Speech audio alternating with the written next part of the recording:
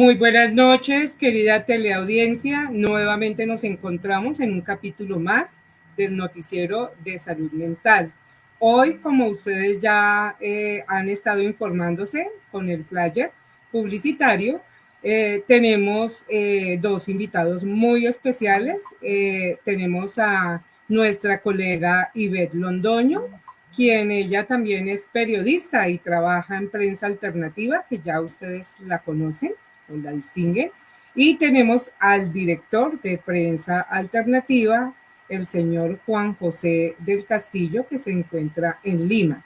Y vamos a tener un tema muy importante para los psicólogos y las psicólogas, que se llama la guerra cognitiva y la manipulación mediática. Entonces, también tenemos a nuestro actual presidente del movimiento psicopolítico. Buenas noches, César. Buenas noches, colega Gloria Nidia. Encantado de estar acá y de poder tener este tema tan interesante en la actualidad para nuestro país. Gracias. Bueno, muy buenas noches entonces, colega Ivette. Muy buenas noches, don Juan José del Castillo. Entonces le paso la palabra a mi colega Ivette para que inicie su intervención. Muchas gracias. Muchas gracias, colega Gloria, colegas del gremio de psicología, bienvenidos a este espacio.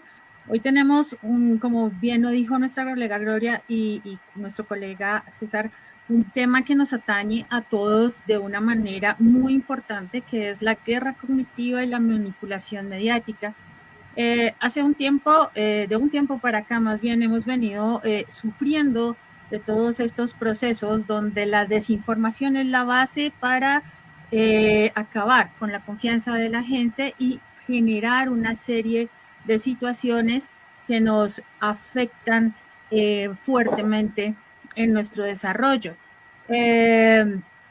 Recordemos hace unos años aquí en Colombia una premisa que se manejó: vamos a salir a votar emberracados, no sé si la recuerdan, y otra donde pusieron a la gente a vigilar sus conjuntos residenciales porque por WhatsApp se manejó la premisa de van a entrarse a los conjuntos, a agredirlos, a dañarlos, a robarlos. Todo en el marco de un proceso de lucha, de unas inquietudes del pueblo que se estaban manejando en ese momento. Lo recordamos bastante bien. Este proceso forma parte no solamente a nivel local, sino a nivel internacional también. Se ve todos los días ahorita con los conflictos de las guerras de Rusia, Ucrania, del el genocidio que se está generando ahorita en Israel y Gaza. Han ido y venido una serie de informaciones que vulneran las creencias de las personas. Se aprovecha especialmente la ansiedad o la forma como sus emociones están involucradas, y aquí es donde nosotros tenemos bastante que hacer. El día de hoy nos acompaña, como ya lo viene en la introducción, el director del canal Prensa Alternativa, Juan José del Castillo, quien tiene que ver todos los días con este suceso. Entonces, yo quiero que con Juan José podamos, el J para todos, podamos tratar este tema de una manera más profunda, porque recuerden que todo el tema de los medios, del manejo de las redes sociales, es lo que ahorita más afecta a toda la sociedad. Niños, jóvenes, adultos, ancianos, todos estamos involucrados en esta red, y la manipulación a la que estamos expuestos todos los días es muy fuerte y debemos nosotros como psicólogos estar muy atentos. Juan José, muchísimas gracias. Jota, bienvenido como siempre. Muchas gracias por atender esta invitación. Ivette, muchas gracias. Un abrazo fraterno. Lo mismo para Gloria, César, y a vuestra disposición para lo que ustedes quieran. Jota, ¿cómo ves tú este tema de los medios, el llamado, la guerra cognitiva en sí es un concepto de pronto muy más bien reciente, pero estamos enfrentados a él desde hace mucho tiempo. Yo creo que vendría desde tiempos, podemos hablarlo así, de un Goebbels en la Segunda Guerra Mundial, donde se manejaba una información, se decían muchas mentiras para que parecieran verdades. De hecho, esa es la premisa de él. ¿Tú cómo has visto desde tu perspectiva en un canal que es totalmente independiente? A ver, absolutamente de acuerdo con la introducción que hiciste. Y en el ánimo de profundizar sobre esto, creo que es necesario determinar que una guerra fundamentalmente se genera porque dos partes o más se constituyen hostiles la una con la otra con la intención de controlar a la otra, ¿no? Uno entra en guerra o las partes entran en guerra porque quiero sus territorios, quiero su economía, quiero cambiar el gobierno que tienen para que sea más favorable a mí. Entonces, ¿qué dice la doctrina sobre la misma? ¿No? Y a los chinos incluso habían hablado mucho sobre eso en el famoso libro El arte de la guerra, ¿no? Bueno, mira, si vas a entrar en guerra, no es lo más importante ocupar los territorios del otro. ¿Ya? Eso va a ser producto de una buena estrategia. Lo más importante es que tú desgastes al ejército, a la armada, al componente militar del otro, para que lo desgastes tanto que en un momento ya no tengan que responder, entonces tú ya te haces del control del territorio que tú quieres. Sin embargo, hay una forma más avanzada de hacer eso, ¿no? Primero es agarrándote a los palos, golpes, ¿no? La otra es desgastando profundamente. Al momento que al otro no tiene ejército, tú ya haces lo que tú quieras, ¿no? Pero un modelo mucho más desarrollado que eso es, tú utiliza tu capacidad de emitir señales, tu capacidad para entregar un discurso, para quitarle algo preciado a las personas, su identidad, su capacidad de desarrollar su propia narrativa sobre su historia, sobre su realidad, sobre su momento. Si tú a una persona le quitas eso, ese individuo ya no tiene necesidad de defender nada. No tiene necesidad de defenderse a sí mismo, a su familia, a su patria, nada. Y entonces ya no es necesaria una guerra de confrontación, porque ya lo venciste, lo doblegaste. ¿Ya? Por supuesto, las cosas no siempre salen como quisieran, ¿no? Y voy a poner un ejemplo sobre algo de lo que tú mencionaste.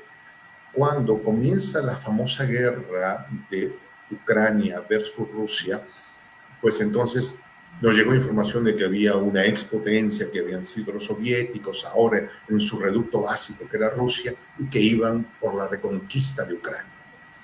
Pero cuando uno busca más y busca información de la que no te han entregado tan fácilmente, uno entonces encuentra información que dice, ¿y esto de dónde salió? ¿Por qué no me lo contaron? Yo tengo el derecho de saber. Resulta que esta es una guerra que viene fermentándose desde los inicios del año 20, perdón, del 2000, pero hay un componente sobre el que quiero centrarme, porque hay muchas cosas, el de Maidán y esto. Hay un principio básico.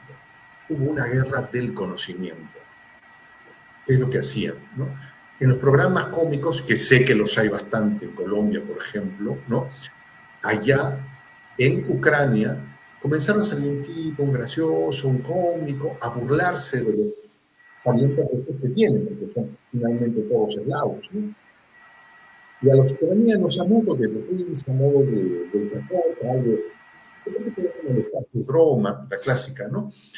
Comenzaron a convencerlos de que ellos eran más europeos y que los rusos eran unos bárbaros, cochinos y sinvergüenzas y sobre todo borrachos. Una narrativa que se impuso y que luego construye un concepto de identidad fracturado, que le rompe su identidad y dice, no, nosotros somos europeos, nosotros no somos de estas partes del planeta, ¿no? Nosotros queremos ser como los alemanes. ¿Ya? Entonces, tú le quitas la identidad, fracturas una nación. Y sobre eso ya puedes implementar cualquier proyecto. Entonces, a mí me parece, y los felicito a Gloria, a César, a Tibet, por poner este tema en agenda.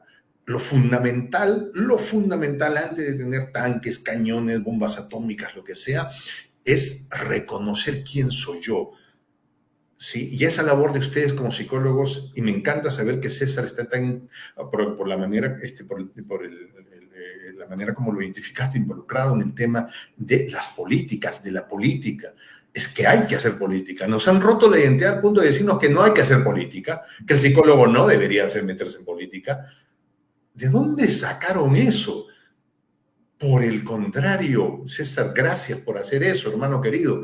O sea, ¿quién más que si no los psicólogos para hablar de psicología, perdón, de políticas de salud pública, por ejemplo, si no son los psicólogos? ¿Quién más no, si no los psicólogos para hablar de capacidades cognitivas para identificarme a mí mismo, quién soy yo?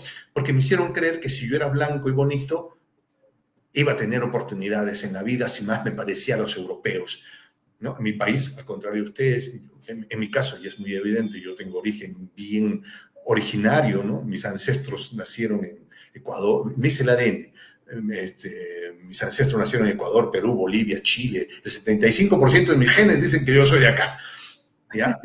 Nos metieron en algún momento que no, pero si es que te quitas la barba o te operan la nariz y sales o sea, vas a quedar más bonito y vas a tener más oportunidades.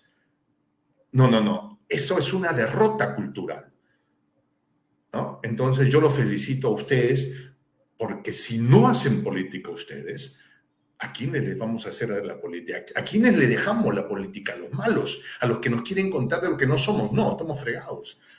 ¿No? Es lo que yo, como una reflexión sobre esto, ¿no?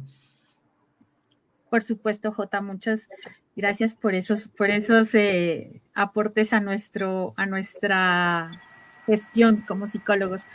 Desde lo que hemos visto, este tipo de confrontación busca, según varios autores que han trabajado el tema, desmentalizar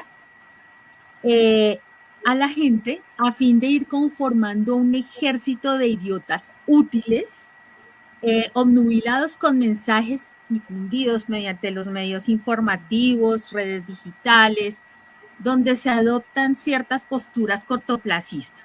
Estamos en una sociedad del estímulo inmediato, donde yo ¿cómo me digo yo? Tomo ese, ¿cómo se llama? El regalo, ¿Estímulo? el premio inmediato. Premio, el refuerzo. El refuerzo, sí señor, disculpa que se me enredó ahí. Este cortoplacismo al que estamos expuestos viene por todas partes. Estamos ahorita con todas las informaciones, las desinformaciones a través de redes sociales, a través del TikTok, a través de Facebook, Instagram. No critico estos medios porque de igual manera nos ayudan de muchas formas a entender otras cosas, a distraernos, ¿sí? Pero es claro que también por allí se filtran los mayores inconvenientes a la hora de poner a reflexionar a la gente.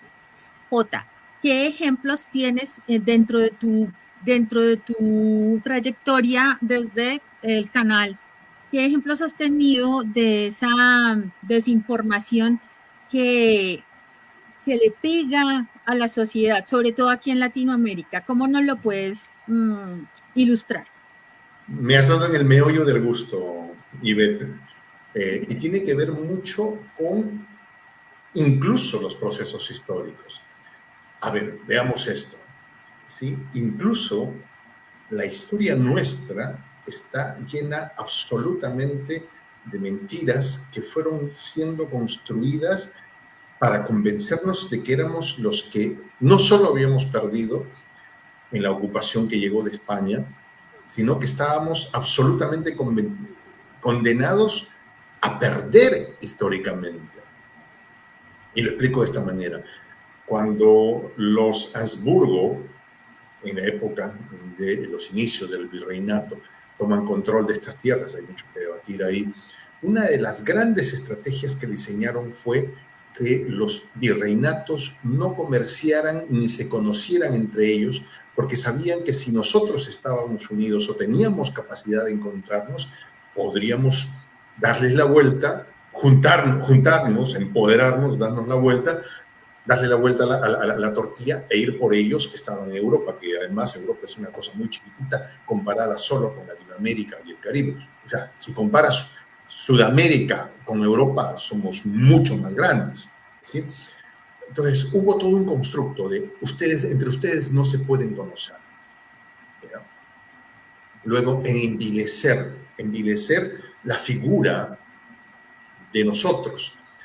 A ver, yo tengo 52 años y me remonto a hechos más concretos de la actualidad, ¿no?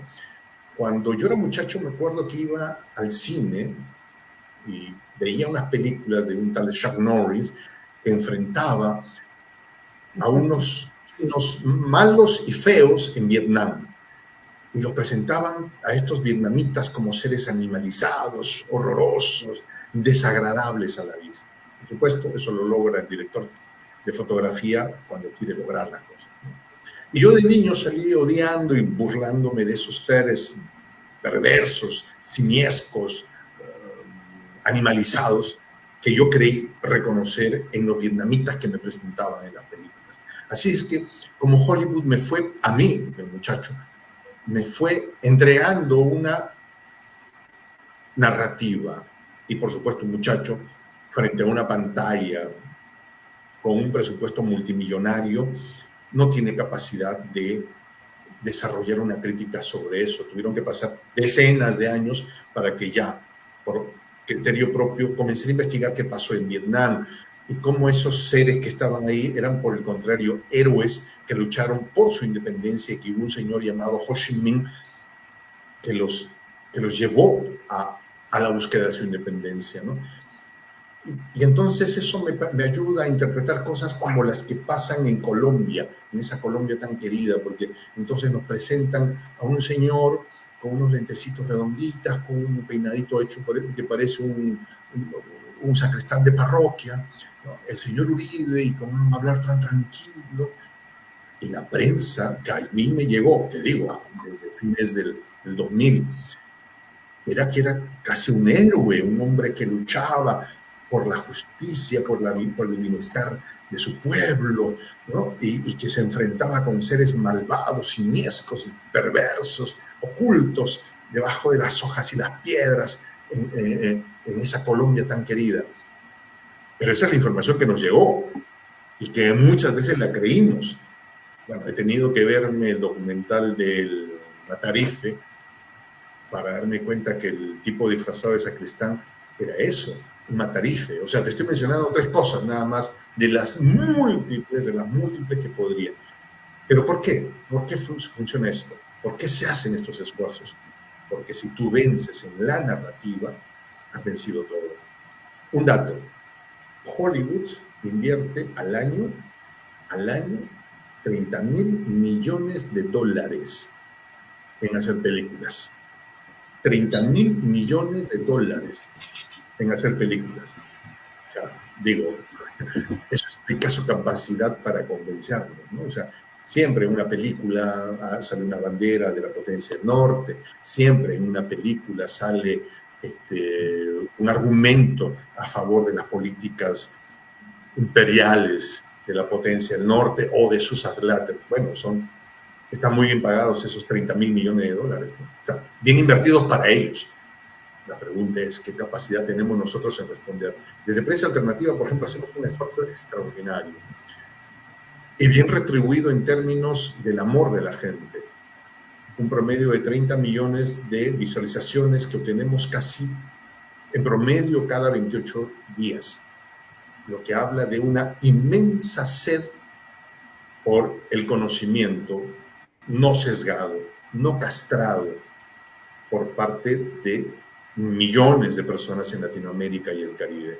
Creo que estamos viendo un despertar, y organizaciones como las de ustedes, esfuerzos académicos como los de ustedes, creo que nutren desde distintas posiciones esto, ¿no? Pero yo veo una efervescencia una efervescencia, algo que no va a cambiar. Sí, las redes sociales pueden servir para lo bueno y lo malo, ¿no? Hay cosas en Twitter, pero en términos generales nos han abierto una puerta, ya digo, en un mundo de la maldad nos han abierto un filetito a la puerta y por ahí vamos a meternos. Ya nos abrieron la puerta, ya vimos la verdad, nos dieron capacidad de hablar. Por eso que a veces dicen, no, pues Jota, tú tanto hablas. No, lo que pasa es que me he pasado la vida entera en silencio, ¿no? Yo cuando antes veía unas escenas desgarradoras como lo que está pasando ahora en Gaza, ¿qué iba? Pues me iba al café de mi esquina ahí, y entre 4 o 5 amigos hablaba y despachaba mis argumentos, pero eran 5 personas que me escuchaban, ¿no? Ahora, gracias a estas propuestas, tenemos 30 millones de personas que nos escuchan. Por supuesto, no voy a perder la oportunidad de hablar, ¿no? Tengo mucho que decir. Y creo que ese es el momento de Latinoamérica y del Caribe. Tenemos mucho que decir, tenemos tecnologías que nos permiten hablar y no nos vamos a callar. Ese silencio al que estuvimos sometidos se acabó. Y ahora más que nunca tenemos capacidad de responder y de desarrollar nuestras narrativas. Disculpen que me he extendido, mis queridos amigos. No, para nada, Jota. Lo más valioso precisamente es tratar de, desde tu experiencia, desde tu trayectoria, todos estos aspectos que van involucrados precisamente relacionados con el manejo y la manipulación mediática. Desde el punto de vista del tema que estamos tratando, que es la guerra cognitiva, se habla muchísimo de la manipulación de las emociones. Entonces vamos a la gente y le contamos unas historias donde se generan aspectos catastróficos, descalificaciones, como el reciente caso que hubo aquí en Colombia respecto al presidente Petro, que fue bastante desafortunado, con una acusación bastante, yo diría a nivel personal, bastante infame, como psicóloga, bastante salida de la ética, de una adicción. Ustedes creo que se enteraron todos. Estos elementos forman parte precisamente de esa manipulación. Yo también soy adicto al café. Sí, esa fue su respuesta. Pero la intención básicamente en todos estos procesos es precisamente generar más choques, más desencuentros, venganzas, clasismo, odios, frustraciones. La narrativa va aprovechando todo el tema de la frustración, las estrategias que se manejan desde, oiga, estamos muy mal, esto es un desgobierno, o como el reciente caso en Argentina, que todo se manejó bajo la base de estamos en la inmunda, entonces vamos a votar por otro que de pronto nos saque. Jota, ¿cómo ves esta manipulación de los medios hegemónicos y las redes? Sí, lo que pasa es que ese es elemento básico. Y la gran manipulación viene cuando, mira lo triste, lo terrible o lo magistral de esta maldad, ¿no? Cuando el mismo vulnerado pide ser vulnerado, porque lo convencen que su vulneración es lo bueno para él. Esto es enfermo, ¿no? Como psicólogo lo tiene muy claro, pero permítanme compartirlo. O sea, nos han desarrollado su técnica a tal nivel que el mismo vulnerado reclama ser vulnerado porque cree que eso es bueno para él. Pongo un ejemplo, Perú, por ejemplo, ¿no? Entonces hay leyes que definen los límites de la autoridad policial y de la función o de los derechos del ciudadano de a pie, ¿no? Entonces hay un debate porque de pronto pues la policía necesita tener mayor uso de la fuerza para contener los movimientos sociales, ¿no? Entonces hay que meter bala, en otras palabras, ¿no? Oiga, eso no es legal, pues, ¿no? Eso no está bien, andar metiendo bala a la gente, ¿no? Eso no está bien, ¿no? Entonces, ¿qué es lo que se hace? Se prepara un psicosocial. Perdón, el concepto psicosocial que puede ser usado para lo bueno y para lo malo, ¿no? Entonces se arma una escenografía donde una señora va, busca a un policía, le mete un par de cachetadas, le falta respeto y se hace toda una campaña psicosocial sobre el tema. Y entonces tú tienes al 90% de los ciudadanos peruanos diciendo, ¿cómo es posible? Deberían meterla presa a esa señora, porque además ella era blanca y el policía era originario. Pero mira, te ponen esos dos.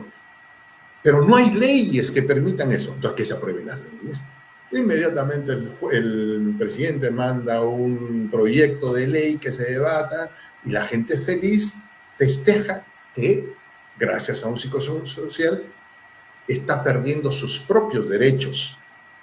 Porque a la vez, ahora, el evento es que una señora le agarró cachetada a su policía, pero cuando pase que salga a movilizarse en las calles porque, no sé, pues está en contra de las doctrinas de Uribe o de Duque, entonces van a decir, no, pues hay una ley que dice que yo le puedo meter bala, ¿ya? Y que yo no voy a tener a la fuerza pública ninguna responsabilidad penal. O sea, nos han llevado a nosotros, o sea, la manipulación, Chomsky habla mucho y en profundidad de esto, ¿sí? Nos manipulan para que nosotros mismos seamos los que exijamos perder nuestros derechos y creamos que eso es bueno, ¿no? Que la policía venga y meta bala a la gente. Eso es bueno. Sí, pero el día en que tú salgas a protestar porque están poniendo una minera al lado de tu casa y está contaminando y matando de intoxicación el medio ambiente y salgas a protestar y te metan bala, recién te darás cuenta que eso no era bueno. Pero tarde será porque ya ese debate pasó y la ley se implementó y se hizo costumbre. Entonces, necesitamos reempoderarnos con mucha fuerza de nuestra capacidad de debate, de hacer política, de discusión. Yo quería decir algo, Juan José. Sí. Me parece importantísimo ese tema de la distorsión de la identidad, ¿no? Cómo digamos, puede, digamos, unos medios, digamos, llegar a tomar ese control sobre lo que quieren, digamos, que nosotros pensemos, ¿no? Independientemente de las posiciones que nosotros adoptemos, porque nosotros podemos tener, digamos, una posición ideológica que puede ser de derecha, de izquierda, de centro, de lo que sea, porque somos seres, digamos, políticos, pero me parece que es algo determinante aquí, y es cómo eso se encripta tanto de que llegamos a los fanatismos, ¿no? Al tema del fanatismo, al tema de todo lo dogmático, que me parece que es algo que le hace mucho daño a la sociedad. Y creo fundamentalmente que nosotros los psicólogos tenemos que fortalecer esto desde los procesos familiares, desde la educación, y pues digamos que el concepto de la psicopolítica se expresa y viene, digamos, enmarcado desde ahí, desde lo que es la familia, desde los procesos democráticos, desde la misma democracia participativa a nivel familiar, que nos permite de pronto construir unos procesos de autoestima mejor para poder tener razonamiento crítico, porque es que a veces todavía desde el sistema educativo pues nos están formando muy todavía a lo que el sistema quiere, que es que comamos entero en términos generales. Entonces nosotros debemos comenzar a consolidar eso, sobre todo nosotros los psicólogos, para comenzar a desarrollar ese razonamiento crítico, esa crítica constructiva de cómo nos vamos desarrollando como seres humanos, sobre todo desde el núcleo de la familia, que es fundamental, y trasladarlo a la parte educativa. Educación que va mucho más allá del colegio, ¿no? La educación es para todos los contextos institucionales. Entonces eso era lo que quería aportar y me parece excelente todos estos procesos y todo esto que... Sí, si me permites, sobre algo que dijo César, me gustaría aportar un poco más sobre esto. Efectivamente, la clave es la educación, o sea, la única salida para esto no es que o sea, sí hay muchas otras cosas, necesitamos tener nuestras propias instalaciones de tecnología, todo, pero la clave, como ha dicho César, es la educación. O sea, esa es la piedra angular. No hay manera de que nada se mueva si no es la educación. Y para irnos a un término griego antiguo, educación viene del verbo educere, que quiere decir sacar de adentro, o sea, No es que yo te meto mis conocimientos para que creas lo que yo creo y así debe ser. No, educhere es, oye, a ver, busca tus propias respuestas, no me creas nada de lo que yo te digo, cuestióname. Yo he trabajado muchos tiempos, alguna vez me dediqué al arte del teatro y fui maestro de teatro y tenía mis alumnos. Entonces yo me di cuenta, acá en el Perú la educación es muy, todavía semi-militarizada, los chicos van con uniforme, creo que en Colombia es un poco menos, ¿no? Y está todo muy militarizado, ¿no? Y los chicos tienen que formar. Y entonces yo decía, ¿por qué los hacemos formar? ¿Cuál es ¿por qué tiene que estar en sí información y toditos con trenza francesa y todo bien? Las chicas con trenza, en Perú con trenza francesa, no sé, ahí es lo que no funciona bien, ¿no? Pero ¿por qué los tenemos que hacer formar? ¿Cuál es el concepto psicopedagógico detrás de esto? Y alguien una vez cuando se lo pregunté a una maestra vieja y sabia, me dijo, ay hijo, es para que no jodan. Porque como no podemos controlarlos, es la única manera, ¿no? O sea, yo le decía, ¿y cuál es el concepto psicopedagógico de que se formen? Pues dijo, o sea, para eso es, para que no cuestionen, para que no hagan preguntas que no sabremos responder. Entonces, ahí está el reto. La educación implica, oye, sé lo que eres genuinamente, cuestión, saca de dentro lo que eres, pero también voy a tener que tener la capacidad de aceptar que vienes con preguntas que a lo mejor no sé responder, ¿no? Y creo que en eso los latinoamericanos tenemos muchas habilidades. Creo que hablaba con un amigo que vive en China y me hablaba del pueblo chino y de su comportamiento, ¿no? Y que son puntuales, organizados, esto, lo otro, ¿verdad? Y yo le decía, Adrián, querido, estamos fregados los latinoamericanos, estos son superhombres, ¿cómo vamos a competir con ellos? ¿Y sabes lo que me dijo? Jota, eso creen ellos de ustedes, que son inteligentes, que son hábiles, que son imaginativos, que ven soluciones donde ellos nunca las van a ver. Allá, ajá, esa es nuestra fortaleza, ¿no? Porque yo decía, oye, estos locos están súper organizados, ¿cómo vamos a hacer para competir con ellos? Tienen todas las de ganar. No, ellos los ven a ustedes y dicen, estos chicos deben tener dos cerebros para tener esa imaginación, esa creatividad. Entonces, creo que ese es el gran reto. Saber, como educadores, saber crear esos espacios de libertad, de expresión, pero también saber que tenemos que tener sistemas. Supongo que la educación y todo esto tendrá que, los conceptos Jean Piaget y el constructivismo per se, supongo que demandan nuevos momentos de pensamiento, ¿no?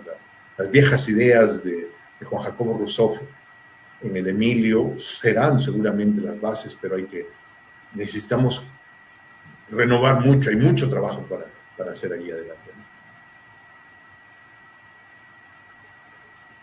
¿no? Muy bien, sí, esto es la base, por supuesto, la educación, la formación de un criterio más estructurado, porque hemos visto con mucha tristeza que hoy en día muchos de los chicos pierden el hábito sano de leer, de ver o acceder de pronto a otras tecnologías, ¿por qué no? Para alimentarse de una manera constructiva, no a tragar entero como estamos acostumbrados varios. De hecho, el más reciente caso fue en Argentina, donde la mayoría de los que votaron a este personaje que está como presidente hoy en día, que es el señor Milei, fueron jóvenes que tenían pues edad de votar entre 18 y 30 años.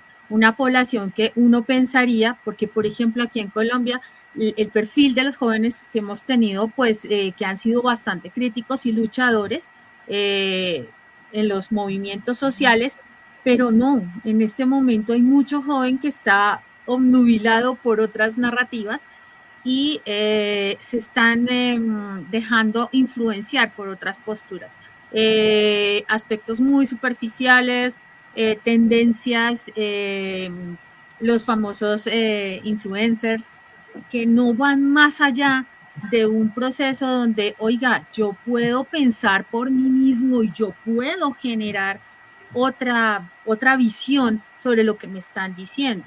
Entonces, como que se traga entero desde el tema específico de los medios, lo hemos visto o lo vemos todos los días, todo el tiempo, cuando sacan noticias falsas, cuando hacen de una noticia un escándalo que no es tanto, o al revés, una cosa que podría ser importante la borran.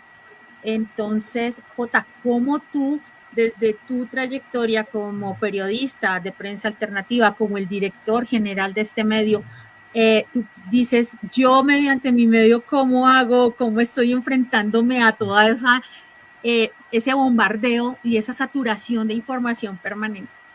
Yo tengo ahí una mirada muy optimista, ¿sí? Cuando veo, por ejemplo, a un muchacho haciendo TikTok con un concepto absolutamente insuficiente en términos de desarrollo lógico, digamos, o trasladar una idea nada más, lo veo con optimismo, aunque no me creas. ¿Ya? Mostrando de pronto una simpleza, o mostrando el plato de comida, está comiendo su arroz con marisco y lo saca, ¿no? ¿Sabes por qué? Yo lo veo con optimismo, porque son los primeros pasos de una generación aprendiendo a expresarse. Y eso es bueno. Puede ser que no tengan sentido, que sean inconexos, que sean excesivamente yoístas en la percepción de lo que están publicando y que, como tú dices, se lo traen enteros, pero que están en una fase inicial, casi oral, digamos, ¿no? de entender su contexto. Y está bueno que desarrollen esas primeras habilidades como un primer estadio de desarrollo. Y está bien que se empoderen de eso, que cometan sus errores. He allí entonces la práctica de quienes hemos caminado un poquito más en la vida y decir, oye, está bien lo que tú estás haciendo, genera tu propia experiencia. Ahora te cuento que a lo mejor esas capacidades que estás desarrollando puedes utilizarlas para profundizar en la búsqueda de tu propia identidad.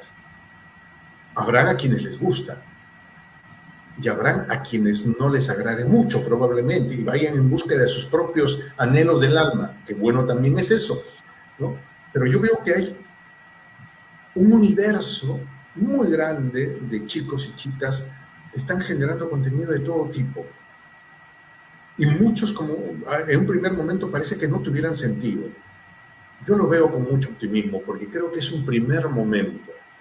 Y esa gente luego se va a dar cuenta que tienen una responsabilidad, que hay gente que los siga y la vida los va a llevar a posiciones en las que van a tener que decir, me ocupo mínimamente de que en mi barrio el agua que llega o que llegaba ya no llega, porque hay un tema de una distribución injusta del agua, ¿ya? Y que esto llega en un sector y en el otro no. En Colombia sabemos que hay toda una estratificación de números, por ejemplo, ¿no?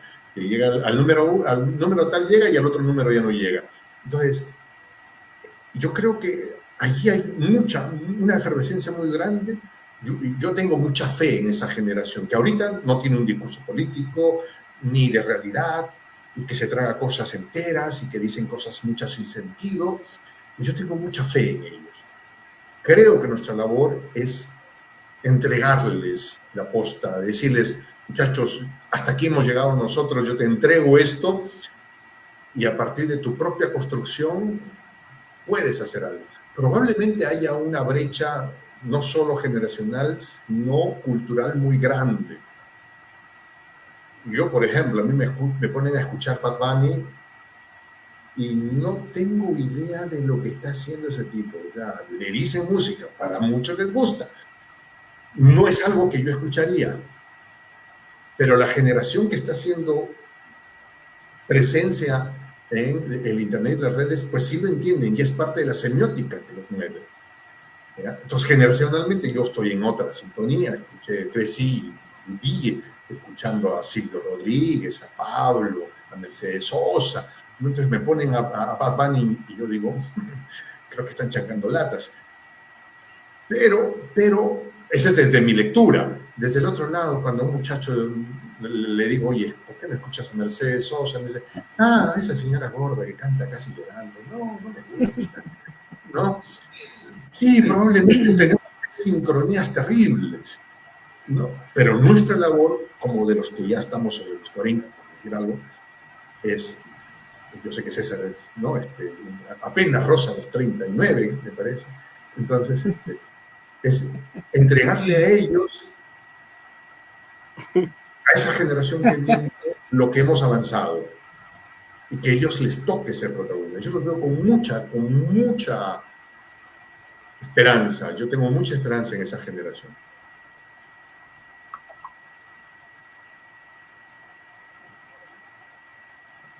Muy bien, Jota. No, pues es verdad, uno puede decir muchas cosas, pero creo que es una preocupación que tenemos pues con las nuevas generaciones, aunque lo que tú dices es cierto. Tienen las herramientas, lo importante es que vayan madurando y generando espacios de mayor profundidad. Obvio, no todo es lo filosófico, lo profundo, lo meditativo, también hay que darle espacio a lo recreativo y a lo especial, pues, de lo que es el esparcimiento, pero obviamente tenemos esa preocupación porque precisamente se está jugando con una línea muy delgada que es la manipulación de nuestras emociones y es a todo nivel, lamentablemente. Entonces, hoy nos mandan una noticia donde todos estamos, como les decía en la introducción, vamos a salir a emberracados a votar, que ese fue el discurso contra el plebiscito, o vamos a tener aquí, nos vamos a volver como Venezuela, que es el discurso típico en todas las votaciones. En toda Latinoamérica creo que ha pasado y creo que en España también pasó no hace mucho, que el mismo discurso funciona perfectamente. Te vas a convertir en Venezuela. ¿Y sabes qué? No hablaba hace 15 minutos hablaba con una muchacha venezolana muy guapa que la conocí hace un rato, y Venezuela, y esto y lo otro, que no sé cuánto, que Maduro. Ya, entonces le hice una pregunta nada más, para entender. ¿Qué bloqueo económico? El bloqueo no existe. Ya, ok, pregunta, más pregunta, digo, para que no te molestes. ¿Tú crees que la potencia del norte está haciendo lo que está haciendo? Llámale bloqueo, no le pongamos nombre. Está haciendo lo que está haciendo en Venezuela porque le interesa los derechos humanos de los venezolanos. ¿Tú crees que el señor Biden por la mañana se levanta y se da 3 golpes en el pecho y dice, ay, pobrecito, los venezolanos no tienen que comer, hay que ponerles más bloqueos económicos para que sigan? ¿Alguien cree genuinamente que el establishment estadounidense sufre? No, es petróleo. ¿A quién, Gloria, tú dime, alguien en su sano juicio puede creer que al señor Gringo le interesa el hambre de la gente en el Esequibo? No les interesa. No le va a preocupar para nada. No son cuentos, pues, o sea, creo que esa es nuestra misión, ¿no? O sea, oiga, está bien que haga TikTok, que te muestren la cumbia, está bueno que los chicos salgan, se enamoren, que muestren su alegría en el baile, está bueno. Yo soy uno de los que cree que la vida está para vivirla, para gozarla y para estar felices. Y si la gente se enamora 1 y 5 veces, mejor todavía. ¿Ya? Eso está bueno y muy bueno. ¿Ya? Pero eso mismo tiene que servirnos, esa fuerza de la vida, nos tiene que servir para la reflexión. A ver, ¿tú crees que todo esto que está pasando en Venezuela, en tu país, tiene que ver porque al gringo le duele los derechos humanos de tu país o es el petróleo? No, sí es el petróleo. Entonces, si sabes, ya, en la Biblia hay una expresión que no sé, ahorita no la tengo, que es más o menos, ¿no? Si estás en ignorancia, te perdono, pero si sabiendo metes la pata, ya no me jodas. Sabes que está haciendo mal las cosas. Entonces, mientras que estabas en ignorancia, se te puede entender, pero ahora que sabes, ya no tienes excusa. Entonces, creo que esa es nuestra misión, ¿no? La de los que ya hemos caminado un poco, ¿no es cierto, Gloria? Decirle a esa Así es.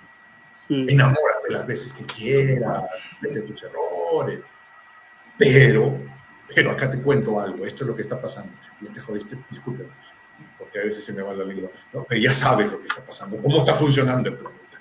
Y si no tomas responsabilidad en esto, ya lo tuvo.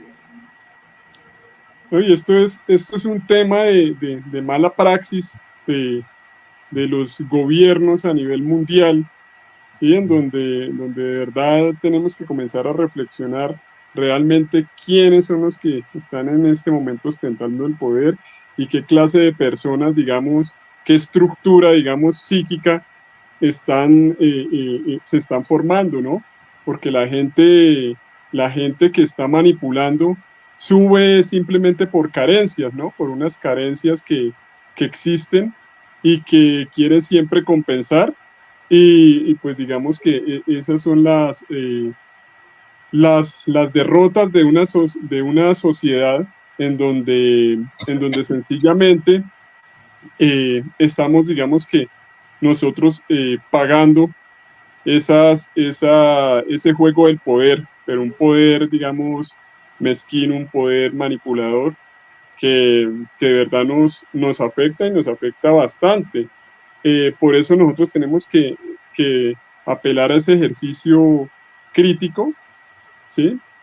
Porque realmente pues no hemos podido de verdad desarrollar esa conciencia, esa crítica constructiva que debemos tener todos.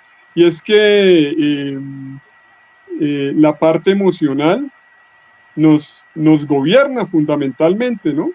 Y eso pues es aprovechado por quienes, digamos, manejan sobre todo la parte tecnológica y la parte de comunicación. Entonces, pues, Manipulan. claro, totalmente. Entonces, uno es como ser humano, pues uno tiene la tendencia siempre instintiva de nuestro sistema límbico, ¿sí? Del sistema primario de nuestro cerebro, y pues obviamente ahí uno va a estar a esa respuesta, digamos, instintiva del momento. Entonces eso lo aprovechan perfectamente y pues no estamos, digamos, manejando bien ese tema de lo que es la inteligencia emocional y todo un tema, mejor dicho, profundo en donde debemos trabajar muchísimo como sociedad y psicoeducar. Pues es que yo también tengo, desde mi punto de vista, yo observo que, bueno, especialmente en este país, se ha generado mucho el conformismo y se prefiere lo malo conocido que lo bueno por conocer, ¿sí? Entonces, en la zona de confort se prefiere una actitud de normalizar, todo se vuelve normal. Al punto que hoy en día lo que ha ido destapando el nuevo gobierno de toda esa olla podrida de más de 70 años de corrupción, eso no es tan nuevo, eso no es de que ahorita abrimos la boca y nos sorprendemos. Hace mucho rato que venimos dándonos cuenta de eso, pero nosotros como ciudadanos hemos ido normalizando todo, todo es normal, la corrupción es normal, el que maten a las personas para manejar, para desplazan a la gente de sus tierras, todo eso es normal. El que maten a las personas por quitarle un celular, eso es normal. Se vuelve lo no normal cuando ya nos toca un poco más directamente. Entonces, pero es por mantenerse en esa zona de confort, ¿sí? En ese espacio donde como que, ay, es mejor lo bueno, lo malo conocido, pero ahí vamos. No estamos aguantando hambre. Y mientras yo no aguante hambre, pues no me importa, ¿sí? Porque nos volvemos también muy egoístas, ¿sí? Y no nos olvidamos de que nosotros pertenecemos a un todo, que somos apenas una pequeña gotica, pero eso viene realmente es de toda la manipulación mediática en la que hemos vivido durante muchos años. Por eso es muy importante documentarnos, mirar, informarnos con prensas alternativas, con periodistas y con noticias alternativas, no solo prensa alternativa. Acá en este país también vienen cogiendo mucha fuerza periodistas alternativos que hablan de una manera mucho más clara, ¿sí? Porque los medios tradicionales pues no les sirve nada de eso y manipulan la información de todas maneras. Y cuando manipulan la información, estamos nosotros también en esa guerra cognitiva y no nos hemos dado cuenta, porque están manipulando nuestras emociones, nuestros sentimientos y lo más importante, nuestra propia identidad. Ahí está el peligro, porque somos manipulados y no nos damos cuenta. Así es. Eso que dices, Gloria Nivia, qué pena, colega, yo te interrumpí ahí. Eso que dices, colega Gloria Nivia, es fundamental porque es la distorsión precisamente de identidad que hablaba Juan José, y es a eso que nos hemos acostumbrado precisamente, ¿no? Eso que nos tiene ahí, digamos, sometidos y que nosotros mismos automáticamente a veces no nos hemos dado cuenta. Entonces, es un tema histórico, un tema coyuntural, un tema con el que hemos nacido y pues que ha venido de generación en generación. Entonces, creo que eso tiene mucho que ver y pues este es el presente que en este momento nos plantea tantos y tantos retos. Es verdad, doctor César. Nosotros con J hemos venido tocando varias veces estos temas en los programas. Uno de los aspectos en que hemos coincidido siempre es que siempre hay uno detrás del poder, pero uno más grande y más poderoso. Estamos hablando pues de los grandes conglomerados, empresas, medios como lo bien decía el J ahorita, como Hollywood, las grandes empresas aquí en Colombia, los grandes medios hegemónicos son parte de empresas de dueños muy importantes. O sea, no son objetivos porque no tienen esa independencia que tienen otros medios como los que ya hemos hablado, incluyendo a Prensa Alternativa y otros medios que aquí en Colombia están tomando fuerza, por ejemplo, pero y en Latinoamérica, mejor dicho, en todo el mundo están desarrollándose esos movimientos. Lamentablemente, todos estos conglomerados económicos pues no van a permitir que haya más libertad. Entonces buscan la forma de llegarle a la gente. Entonces, un medio como una revista que aquí tenemos de ejemplo, que es la revista Semana, hace lo que se le da la gana cada semana y no pasa nada. Y no pasa nada, efectivamente. ¿Quiénes son los grandes dueños? Luis Carlos Sarmiento Angulo, el Grupo Prisa, ¿cómo se llama el otro? Los Gilinski, que son los dueños de Semana. Ellos también tienen su cuota. Entonces, nunca se va a permitir que haya plena libertad en la gente. Y obviamente se acude a esa manipulación para que lleguemos a creer en lo que realmente, en esos espejismos que nos ponen día a día y en esa saturación de información. Jota, ¿tienes otro aporte para nuestro programa? Sí, sobre esto que dices y sobre lo que decía Gloria, me generaron varias reflexiones, ¿no? Hay una sensación de normalizar las cosas, ¿no? Sí, es cierto, pero igual, yo soy de los tipos que siempre va a ver el vaso medio lleno. Patológicamente siempre voy a ver el vaso medio lleno. Sí, y creo que las circunstancias en las que nos encontramos están llevando a que esta normalización a la que nos hemos, nosotros mismos, porque hay que asumir también responsabilidades, nos hemos acomodado, no va a durar mucho. Ya, estamos en un vórtice de la historia donde se van a reescribir muchas cosas de manera muy rápida, muy rápida. Cuando hacia el 1500 a un tipo se le ocurrió reinventar un viejo invento que ya los chinos habían desarrollado, que era la imprenta, Gutenberg tomó la experiencia de los chinos y construyó la imprenta, pues la imprenta parió la Reforma Protestante, quebró al dominio del Vaticano, trajo la Ilustración y finalmente, con justo derecho, trajo la Revolución Francesa y el fin de las monarquías absolutistas. La Internet o el Internet que ha traído la inteligencia artificial, que traerá la computación cuántica, el blockchain y otras cosas más, aún no ha parido una nueva estructura de sociedad y de política. Pero va a pasar y en tanto, y muy rápido. Los procesos se están acelerando a una velocidad sin freno. Y lo que puede pasar prontamente es que sea un sacudón tan grande que todos quedemos así como, uy, perdón, ¿dónde quedó arriba, dónde quedó abajo? Y si habíamos normalizado algunas cosas, nos va a mover el piso a todos, al cura, al protestante, a la trabajadora sexual, al comerciante. No, que yo tengo mis tierritas y yo me voy allá y ahí no va a pasar nada. Mentira. A todos nos va a dar. Como nos pasó con el COVID, ¿se acuerdan? No, que eso está pasando en China, no, esto es en Wuhan, pero no, estamos a miles de kilómetros. Miles de kilómetros. Una semana después todos estábamos metidos en nuestra casa con nuestra cosa acá. ¿Sí? Entonces, lo que va a venir es, no, yo tengo mi rancho allá y ahí me voy, ¿no? Y que el mundo se mate mientras que yo estoy bien con mi familia. No, no va a pasar.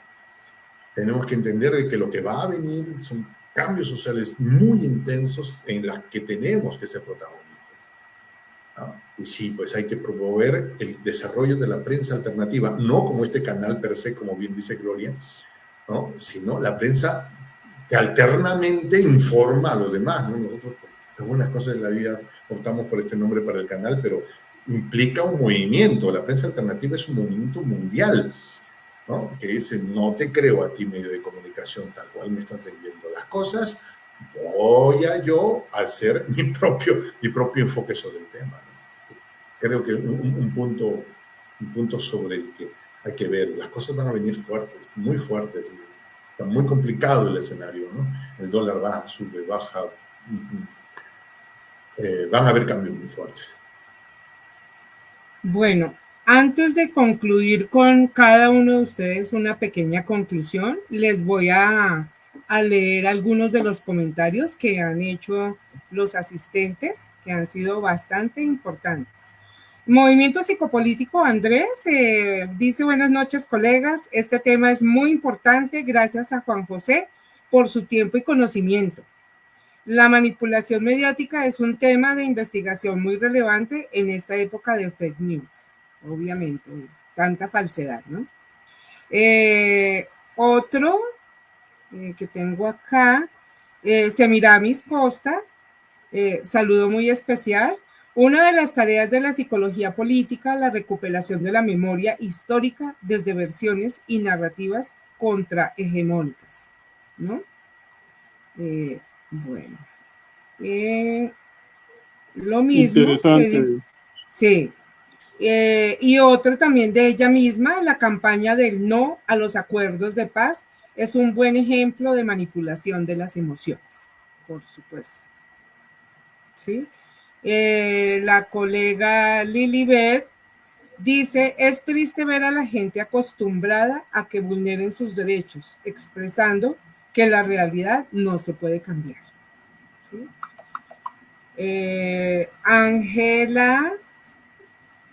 Ángela Paz González dice, el bombardeo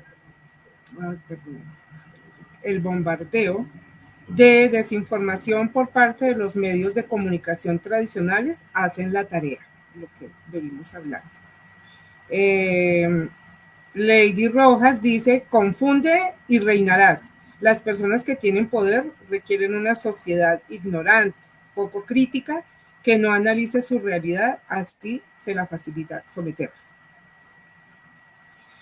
Y un último que tengo por acá, dice,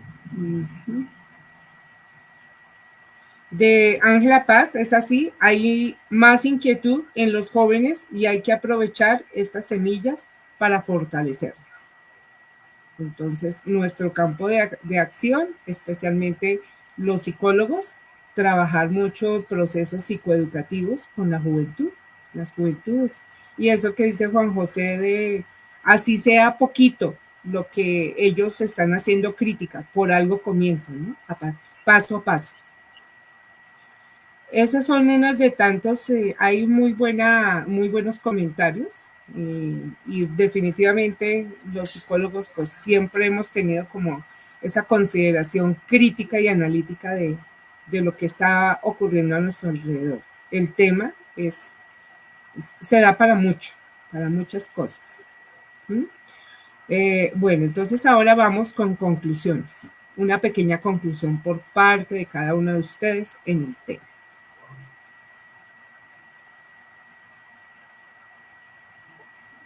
Bueno, yo le doy la palabra al Jota, sí.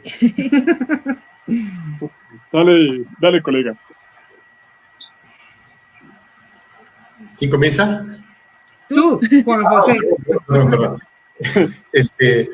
Más que una conclusión, un pedido, Gloria, César y Beth, a todas las personas que están viendo este video o que van a verlo, que se atrevan a ser agentes disruptores en este momento. Esta cosa acá, este celular. ¿Ustedes se acuerdan? Rápido. ¿Ustedes se acuerdan que antes habían unos televisores en blanco y negro que funcionaban con unos bulbos al vacío? ¿Se acuerdan?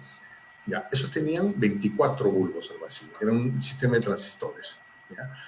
24. ¿eh? Luego, la televisión a colores llegó a desarrollar, tenían 100. Las primeras computadoras llegaron a tener 1.000.000 de transistores.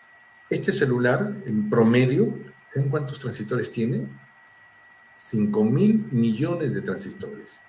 Esto es una máquina que produce videos, edita videos, es un canal de televisión en la mano.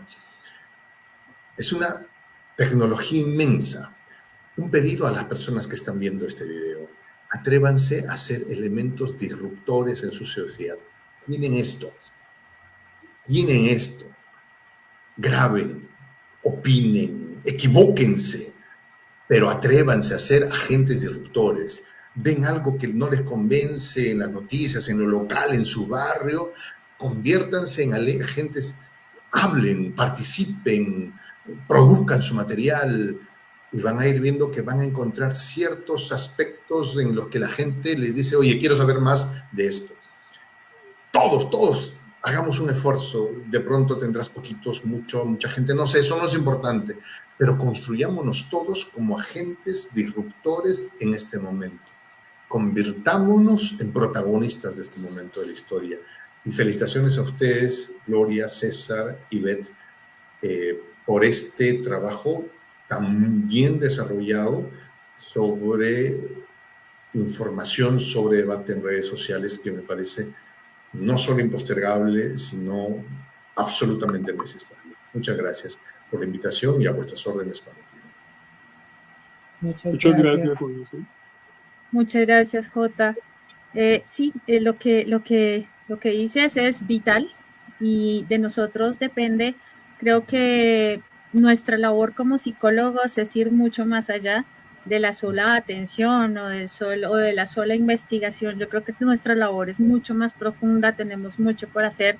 El trabajo con las emociones es vital para nosotros, con la gente, para la gente, y podemos generar un proceso de contra para que la gente empiece a trabajar mejor, a ver otra perspectiva y entender que hay que analizar de una manera crítica todo lo que llega, no solamente la noticia del momento, sino todo lo que llega y profundizarlo un poco más, que es la labor que se está haciendo, por ejemplo, en el canal, que entre otras cosas, pues para mí ha sido una oportunidad de oro en este trabajo con el Jota, como psicóloga, estar en ese medio, ha sido precisamente esa experiencia de decir, yo puedo tener una voz que le dé a otras personas otra perspectiva de lo que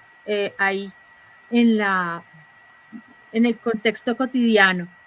Tenemos una ventaja enorme, los psicólogos, y es que nosotros podemos comunicar, podemos hablar con la gente, podemos llegarle a las personas desde todos los aspectos, desde lo social, desde lo organizacional, desde lo educativo. Entonces, entre otras, porque nuestra misión es muy grande, nuestra área, nuestro campo de acción es grande, hasta en la publicidad estamos. Entonces, si podemos utilizar la psicología para vender un producto, ¿por qué no podemos utilizar la psicología para contrarrestar esa manipulación cognitiva de la que somos víctimas todos los días?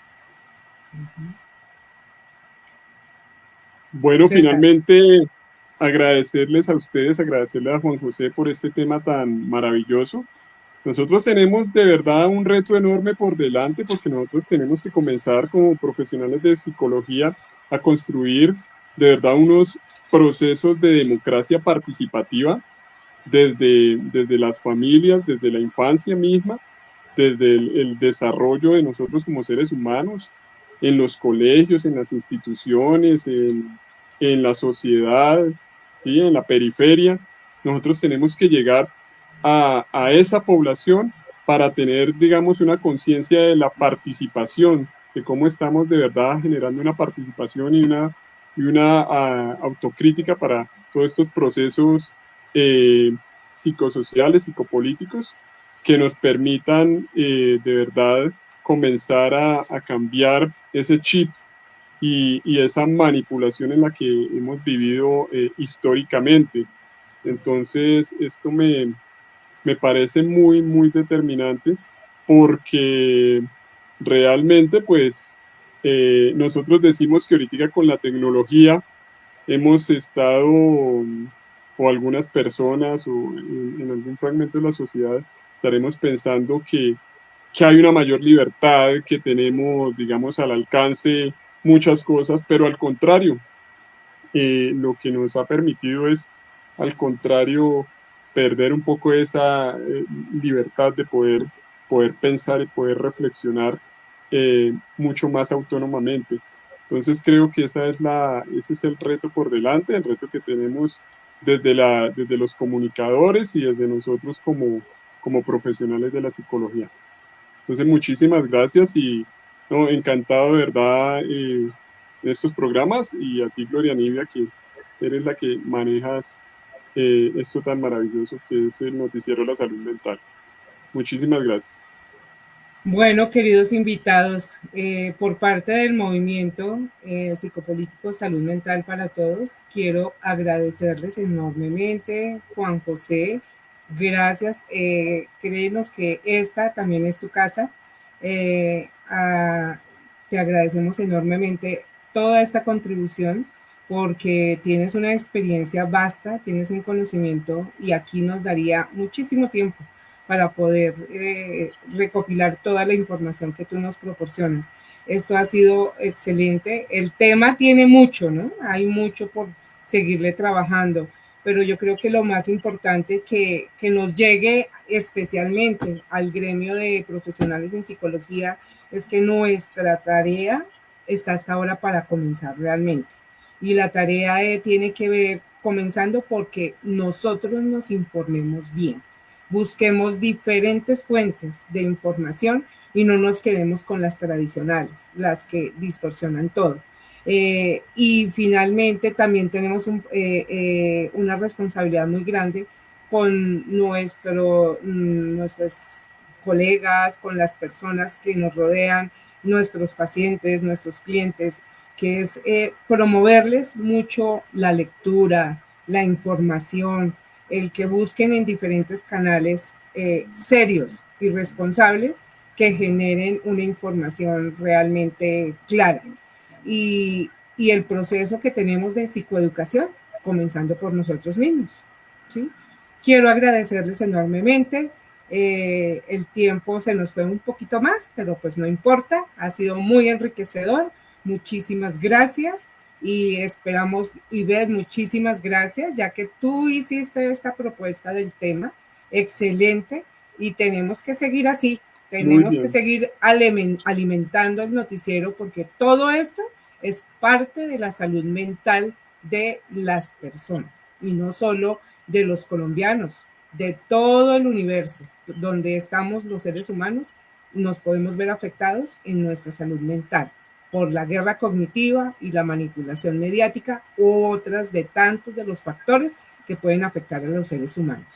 Muchísimas gracias y nos veremos en una próxima situación. Gracias. Muchas gracias, Gloria. Jota, la despedida, por favor.